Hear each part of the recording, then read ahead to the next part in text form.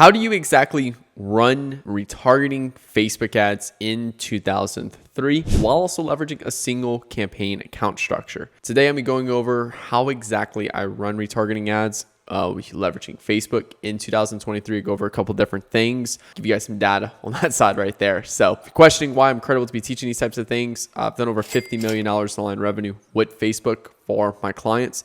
Run a Facebook ads agency. Click link below to learn a little bit more about how our agency works with clients, and also coach and mentor students, one-on-one mentoring. You can also click the link below as well for the mentoring side. So before we get started, hit that like button, hit that subscribe button for new videos every Monday, Wednesday, and Friday. Now let's dive into the video. So first off, I posted this tweet the other day saying, hey, here's a reminder. You can add all your top of funnel, middle of funnel, bottom of funnel ads to the same broad ad set. I think a lot of people have, even top funnel, middle funnel, bottom funnel, or like retargeting, or whatever your name is for retargeting. But yeah, so like what we do is we basically take all of our retargeting ads and we put them in one broad ad set. Okay, and then we basically let Facebook determine the budget based on audience size for each ad. Less people who resonate with an ad, less people get. Okay, so this is our current structure, our current strategy right now. I personally haven't ran a retargeting campaign since January of 2022. Okay. Everything else has been purely one campaign, broad targeting, and then I put our retargeting type of ads inside of our broad ad set. So yes, we actively do retargeting, but we let Facebook do the retargeting based off who resonates with that ad. Okay. Now, this is my old structure in 2021. We had our one campaign. We also had a retargeting campaign for bottom of funnel, and then we had our middle funnel campaign as well. Okay, so we were targeting two other types of retargeting audiences. Middle funnels like your social engagement, bottom funnels people that's actually been to your website. Okay, so the problem with this is that it's more to manage, which decreases your efficiency as a Facebook ads advertiser. Okay. This also doesn't allow Facebook to learn in the most efficient way, because now you're forcing Facebook to only target these people in this campaign, these people in this campaign, and these people in this campaign, okay? When you want the outcome of as many purchases as possible and decreasing your CPA, it actually makes it less efficient by having them spread out across multiple campaigns, okay? Now, you also have more ads to create, okay? So if like your bottom funnel starts tanking and you want to introduce new ads to that campaign, now you have like 3 campaigns you have to create ads for on a weekly basis. Okay, it's a lot more to deal with. All right, which again will further decrease your efficiency. And then another reason why I just cannot stand running dedicated retargeting campaigns is that these are 2 campaigns now that you have to rely on your top of funnel to do good for these 2 campaigns to perform. If these 2 campaigns start to tank, it could be very much just your top of funnel not performing well. So these are both dependent on your top of funnel to perform for them to perform. Okay, so there's a lot of different problems with running retargeting campaigns. Okay, and also too with 14.5, all it did was shrink the amount of people you can retarget now. Lastly, a lot of people are like, oh well, I run retargeting so I weigh multiple touch points with different messaging. Well, cool. There's nothing wrong with that at all.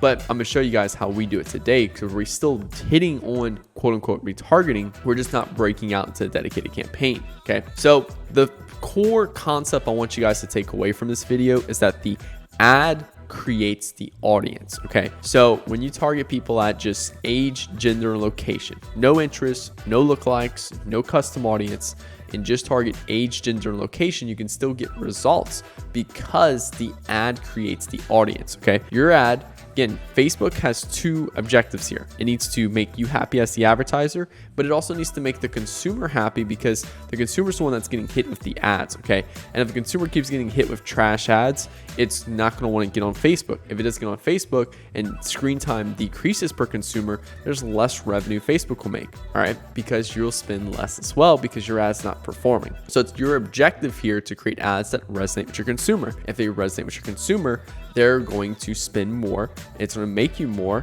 and Facebook wins, the consumer wins, and you win. Everyone wins in that case right there, okay? But when you understand and own the fact that the ad creates the audience, now you understand that, hey, if this ad puts out a message, like the messaging behind the ad that dictates the copy and the creative itself, the message you're trying to amplify with Facebook ads is based around a retargeting specific type of messaging. Facebook's only going to serve that to people who resonate with that type of messaging. Okay. When you own this and just have 100% belief in this, like we do, because we've been doing it since 2021 or 2022, then we no longer need a designated retargeting campaign because now we let Facebook do that for us. Okay. This is also going to let Facebook control the amount of spin based off the performance it can get you. Okay. You're no longer just kind of throwing, because the old way for this was just throwing random numbers of what to spend on these campaigns. Okay. When reality is that now we can just go ahead and let Facebook do that budget adjustment for us. Okay. So again, just to go over our ad account setup for those who are unsure how this is actually set up specifically. So this is just one of our accounts. So, I do one campaign for all of our accounts. Now there's times I'll do more campaigns. Okay.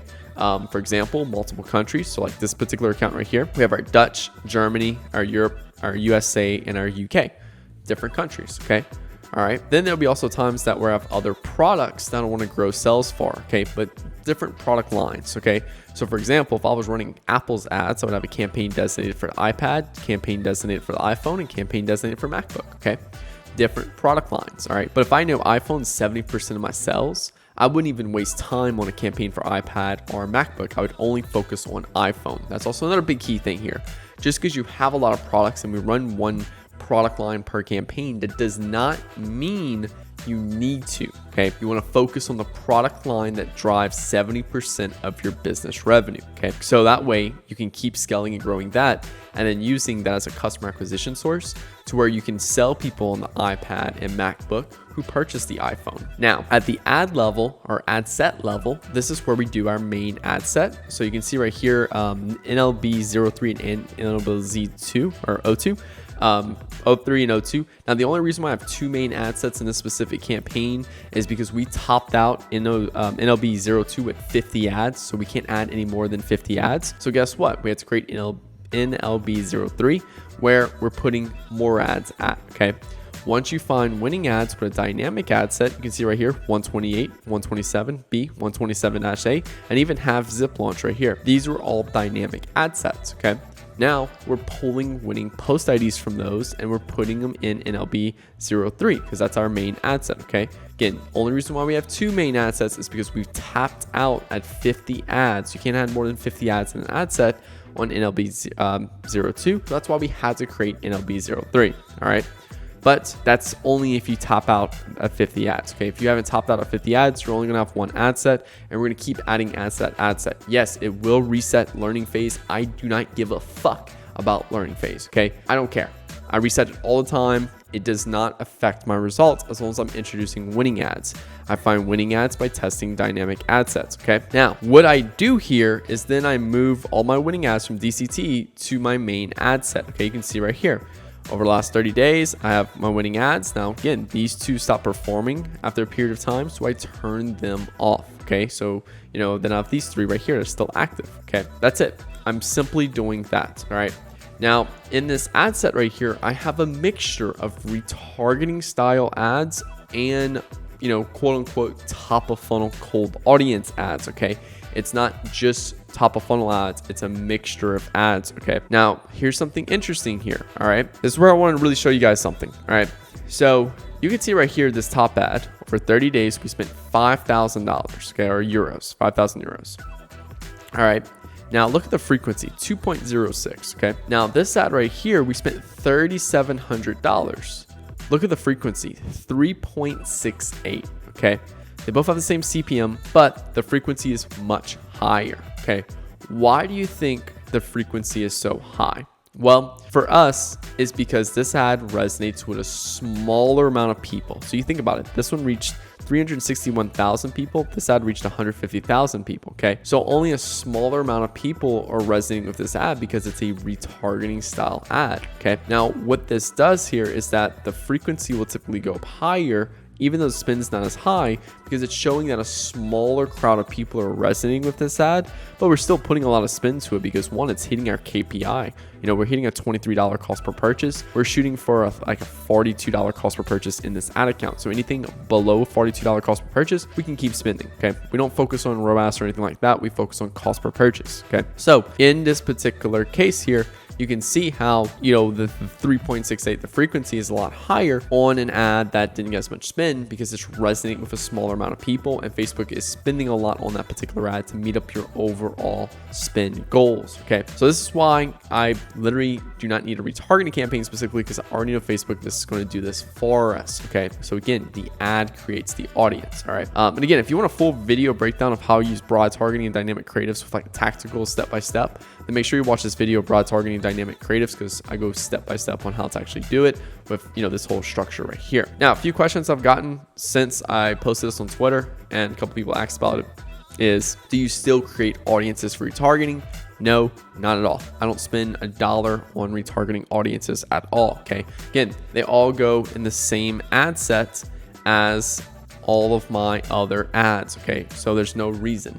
All right, then the next one is, how do you manage promotions for returning customers only? Okay, this is where email and SMS comes in play. Okay, email and SMS, I'm going to create a segmented list in Klaviyo, and I'm going to hit people hard with email and SMS specifically for that. Okay, I'm even going to still, push some ads in Facebook right there, because I know that I can craft the ad. It's going to resonate with a returning customer only, and push that, and Facebook will target that for me, because the ad creates the audience, and the audience is created by who resonate with that ad, and is also likely to take that action that I'm optimizing for, which is cost per purchase. But yeah, guys, so this is my Facebook ads retargeting strategy for 2023. I did it all of 2022.